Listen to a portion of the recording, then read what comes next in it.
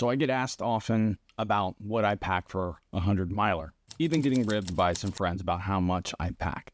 But what I bring to ultramarathons is something that's specific and that I've curated over the years about what I really need and what I don't need. A lot of times, most of the stuff I don't end up using, but it's there just in case. Ultramarathons are very different, from 50Ks to 100-milers plus interlupal races to point-to-point type races where you have to have multiple drop bags. You have to kind of plan out over the course of a race what you're going to need. You know, if you know you're going to be hitting a fourth aid station, it's going to be nighttime, it's going to be colder, you need to pack certain things in each one of those drop bags to account for the weather, the elevation, you know, that type of stuff is what you got to kind of think about when breaking out multiple drop bags across aid stations. If you're in remote areas, you may need to bring everything. You don't have anybody helping you because there's aid stations that are not accessible to your crew. So there's a lot of different variables that come into play. So I'm going to show you generally what I bring to all of the ultramarathons that I do. And this would go from 50K to 100 miles. 50K, I don't really bring anything. I don't really need anything. I just eat off the aid stations. And typically, just let me make a point, typically I try to eat from the aid stations. I do bring gels to kind of give me energy and sustain me through the race, but I try to eat real food at aid stations.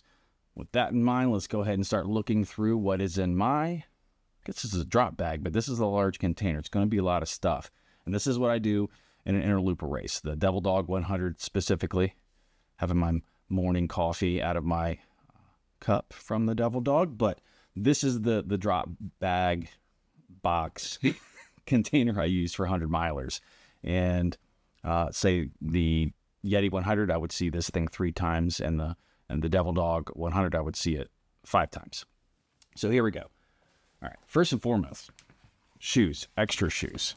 I run in the Speed Goat. These are the 5s. I always bring an extra pair of shoes for obvious reasons. Changing shoes feels fantastic in a race.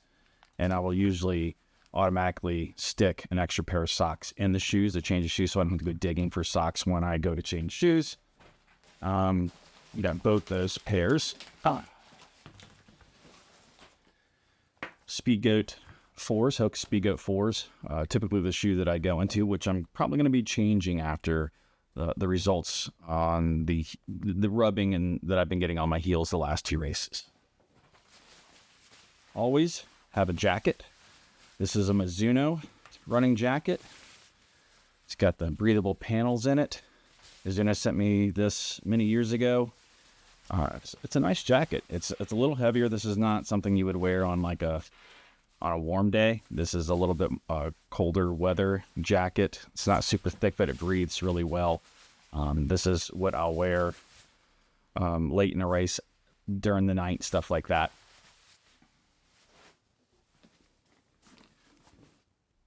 Waist lamp. Getting into using a waist lamp. I usually wear a headlamp, but this last race, I purchased the Ultra Aspire 3D lighting system. Waist lamp.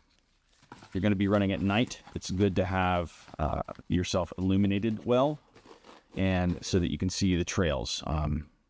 Many races will be obviously in the mountains at ultras, and you need to be able to see the ground, the roots, the rocks, and where you're going. Having multiple light sources, having redundancy built into yourself, on yourself for races is definitely something good to have. Various hats in all of my packs. Feels good. There's some races where I don't. Shorter races, obviously, I'm not changing hats, but longer races, these hats become soaked. And so I like to change them because they're dripping a lot. It just feels good to change hats. Keep it warm at night. Sometimes you're going a lot slower. You need to be able to throw stuff on there. My race pack that I recently got.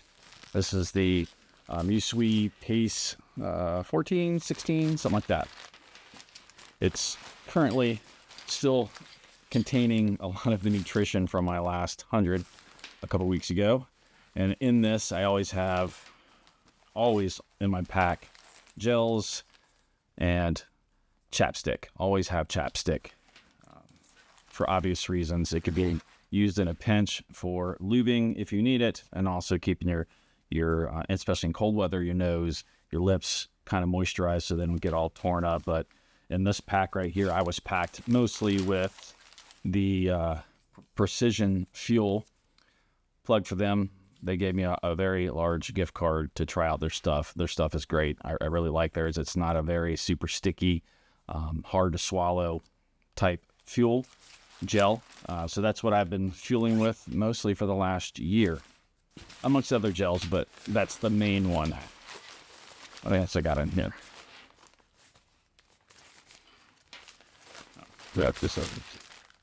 So my headlamp, which may not be in here, when night comes, I always put the headlamp on, and mine uses actual batteries. So I always bring extra batteries in a bag so they're waterproof. So when night comes, I have that headlamp on, and then I throw the extra batteries in the back and the vest. So not a bad vest.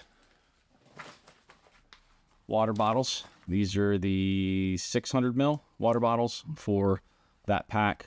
I bought these extra, the standard for 500 mil, but I always bring multiple because if these break, you spring a leak, keep them extra. Soft flask or bottles. For years I ran with bottles. Keep those in there. And that way, if you have a mishap with your bottle, your hydration systems, you don't lose them completely, and you're having to borrow them. This last time, I had to remove the little 90-degree tubing that goes with this, little hard tubing, because they were freezing up. It was 17 degrees, so everything was freezing. Switching out that part made these no longer freeze. And I also learned in a podcast I was on here recently that they said if you blow air into these, they won't freeze up. Being a running content creator, always got to have the GoPro. The last couple races, I've tried to limit this as much because I've been trying to be a little faster, not concentrate on filming so much. But this has been with me every single race. Well, not this particular one, but a GoPro has been with me every single race that I've ever done. All right, these are individual drop bags, and so these were given out during races when I did Athletic Equation. Plug for them. They would give me everyone these little drop bags, and so what I've found is in having a larger container, I put the individual drop bags in them. And so what these are broken up. This one in particular, always have a Sharpie for various reasons. Sharpies have come in super handy during races or before races, so I always have one. This one in particular, I had extra buffs, gloves, little things you put on your head, keep it warm, multiple buffs because they get wet and you got to switch them out. Socks, gloves. So I always make sure that I have multiple things and redundancy and those type of things because I cannot stand stuff just getting soaked. Shorter races is not a bad. You just deal with it. I don't love changing clothes, but I always bring changes of clothes. So when I say there's things I don't use, I ran for 11 and a half hours and didn't really switch out gloves. Didn't need it. It was a cold day. The gloves I had were fine. It wasn't a rainy day, but if you're on a rainy day and you want to switch out and get warm stuff on and dry stuff, it's always good to have something separate. Keep that stuff in that way. It's easy to get to because when you get to an aid station, you get tired. Your mind is fatigued and you don't feel like digging for anything, especially if you don't have crew. This is me not having a crew. This is me doing it myself. I've never had crew except for like my first 50. Separately from that, everything's been just me in my own container. So I have nobody thinking for me. I have another sack here, another drop bag that's just got, wipes and extra running lube and, little bits of medicine. The pills that I take every day for just my normal maintenance, I make sure that I still take those on the morning. And if it's a multiple day race, I take them more.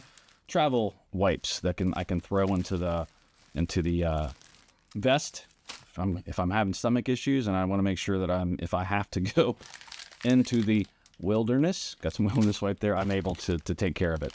Electrolyte chews, for obvious reasons, I use these. Pills if I need to take them. Extra stick lube. Blister kits right there. Key here. Gloves, rubber gloves. I throw these and everything. So if I have to lube up various parts, I'm not having to put that all in my hands and then try to eat with the stuff. Still try to maintain some semblance of keeping it clean out there, because that's kind of gross. But there's a point you don't care anymore. But I try to try to do it. Multiple sticks, Vaseline in case you need it, more lube. I'm probably overdoing it here. Another one of my favorite gels is the chia gels. These are really good too, but they're sweet tasting, so I can't take tons of them. Ginger chews, race relief, cold therapy for after. And again, these are really good too. These came in, I believe, my runner box. Body wipes, more wipes, lots of wipes in this. You think I have lots of issues. Throw this all back in here. But again, this was a separate sack that's meant for kind of tending blisters, medication, wipes, that type of stuff. I don't know why I broke it up like that. Makes sense to me. Always have this, never used it. This is kind of the cotton for foot relief. I've never had to use it. I've seen people use it. Been scared to use it if I had blisters. It says not to use it on open wounds. So some races now are trying to minimize the amount of trash. So they ask you to bring your own cup. So I do have multiple of these, kind of bought them on Amazon. Put soups in, drinks in. They collapse. Top goes on it. And yeah, the Yeti 100 is one of those races that require you to have an extra cup so they can put it in there. I have a little clips on my vest, and I can kind of tuck it away. That way I always have it. Extra bottles, like I said, extra soft flask in case there's an accident. More gloves, buffs, long shirts. Again, switching out with the temperature. Layering is key, and staying warm in ultramarathon, so making sure you bring enough. Typically, I put the clothes all in their own kind of bag. The morning of my breakfast, I always go out and pick up the items I'm going to have, probably about 600 calories, and I put it in the bag. This is the remnants of it that I haven't cleaned out yet. Yeah. This is real. It's not edited. Here we go. Now, this is kind of my energy bag, as I've separated here. So this has 5-hour energies. I don't do a ton of these, but I do bring them. Pickle juice, which I drank the whole time in ultras. Ketone IQ, which also came in my fuel boxes, runner boxes. My hand sanitizer. I have the hand sanitizer in this bag because usually if I'm hitting this bag, the aid station multiple times, this is the bag I'm going to hit every single time. This is my pickle juice and maybe the 5-hour energies. So at least I'm going to try lube. Ugh, it's all over my hands now. I think my thinking was in this is I had to bring something light, and if I needed extra lube, I put it in a Ziploc bag. And it's on my hands now. All right. Moving on. Just Vaseline. Let's rub it in. That's good. Keep that. My bag of fuel. This is heavy.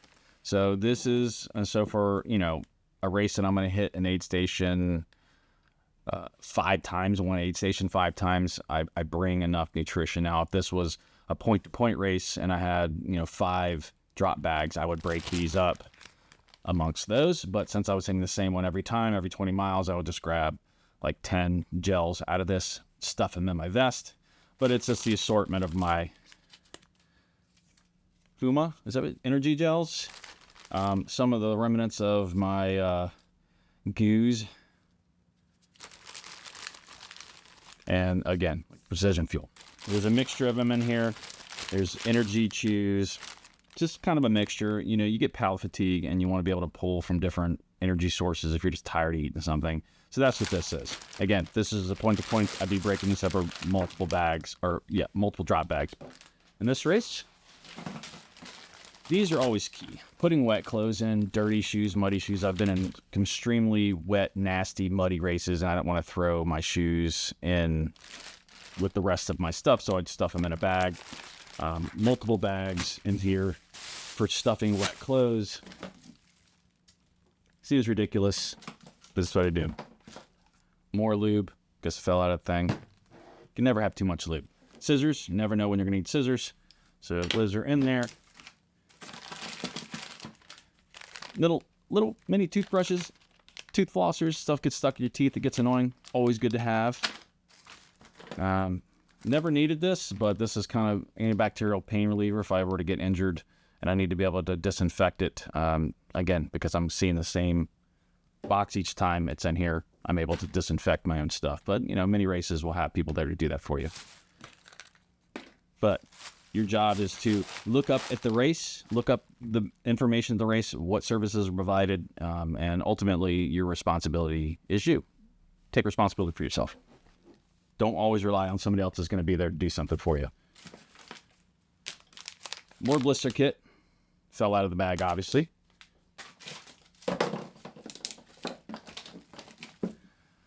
My sticks. These are Black Diamond. Fantastic. Super light. Snap together easily. I would suggest that if you don't use these often, make sure you know how to put them together, because when you're running in tonight and you're super tired, you've been running for 15 hours, you can struggle sometimes putting these together. And that happened to me in 200s ago. I had to have a nice person who just happened to be out checking runners out on the Virginia Creeper Trail, and she put them together for me, so I couldn't, for the life of me, figure it out with my brain. I was tired. Again, I always bag up my electrolytes and different medicines, and these have fallen out. So that's it. I mean, that's ultimately what I bring. It seems like a lot, and there'll be different variations of this. If I know it's going to be raining, I usually have my rain jacket in here. And if it's going to be extremely, extremely cold and rainy, rain jacket and probably another jacket to put underneath that. You got to think about the weather, the terrain, what you're going to be dealing with out there. And again, if this is a point-to-point race, you could be going through different types of weather, something like the Western States 100 where you're going hot and cold. You got to be able to think that out and plan your drop bags ultimately like that. But essentially, taking care of yourself, medicines, lubes, clothing, shoes. It's not a lot to this. It doesn't need to be complicated. It doesn't need to be a ton of stuff. It does seem like I have a lot of stuff, but I like to be prepared for things. I have a search and rescue background, and it's just built into me. It's better to have the stuff and not need it than need the stuff and not have it. So that's what I have, just to take care of myself. And I can honestly say most of the time, the only thing I really use a lot of is switching out my clothing, the lube, and the nutrition. And that's really it. That's it. So I'd be interested to know what your must-haves are in ultra marathons, because you can share those with people. I know many of us run all over the world in different areas with different requirements. A lot of races have mandatory kit you have to bring with you. So that could definitely change the size of your vest and planning. So there's, again, in ultras, there's levels to this, and distances and complexity of races and difficulty of races, even at shorter distances. So look this stuff up. There's plenty of people out here doing exactly what I just did, sharing this. It's always good to learn from other people. If you have any more questions or want to watch anything else on preparing for an ultra marathon, go ahead and click right here or after this video, and I will see you in the next video. Thanks for watching.